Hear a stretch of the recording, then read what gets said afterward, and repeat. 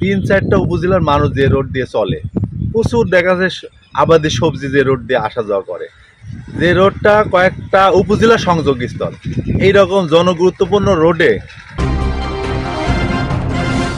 আমি মোহাম্মদ আব্দুল মজিদ, আমি বৃত্তিপাড়ায় বাসা, সোনারডাঙ্গার ছেলে। আচ্ছা, আমি একটু আপনার মাধ্যমে একটু জানতে চাচ্ছি, এই যে উজানগ্রাম যে ব্রিজটা, এটা তো দীর্ঘ প্রায় 3 থেকে 3.5 বছর আমরা যতটুকু জানি কাজটি হচ্ছে আর কি, কিন্তু কাজটি হচ্ছে না আসলে। আসলে আপনি একজন স্থানীয় মানুষ হিসেবে এই বিষয়টা কি বলেন, কতটুকু জানেন বলেন তো?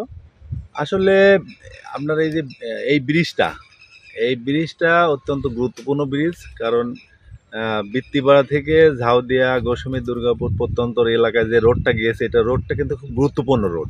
প্রতিদিন এই রোড দিয়ে বিভিন্ন প্রকারের সবজি, মানে আবাদি চাষাবাদের জিনিস আছে, এই বৃত্তিপাড়া হয়ে খুলনা, ঢাকা বিভিন্ন জায়গায় যায়।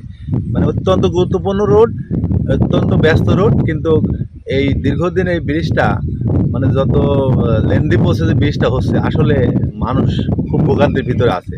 আর এই স্টিল ব্রিজ দিয়ে কিন্তু ঠিক মতো এখন যাতায়াত করতে পারছে না, মানে প্রায় দেখি যানজটে গাড়ি ঘোড়া দেখা যাচ্ছে অ্যাক্সিডেন্ট, দুর্ঘটনার সম্মুখীন হচ্ছে।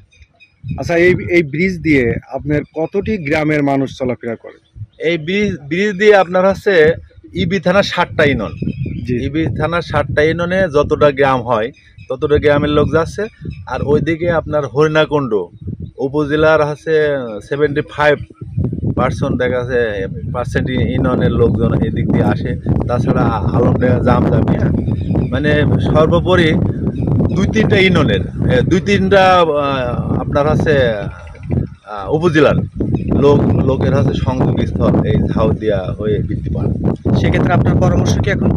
আমার পরামর্শ হচ্ছে, আমাদের যেহেতু সাংসদ মাহবুবুল আলম হানিফ এমপি মহোদয়, উনি বাংলাদেশ আওয়ামী লীগের যুগ্ম সাধারণ সম্পাদক, যেহেতু উনি নির্বাচিত এবং এই এলাকার মানুষ ওনাকে প্রচুর ভোট দিয়েছেন, এই জন্য দ্রুত এই ব্রিজ হওয়ার জন্য আশু হস্তক্ষেপ করা প্রয়োজন আমাদের নেতার।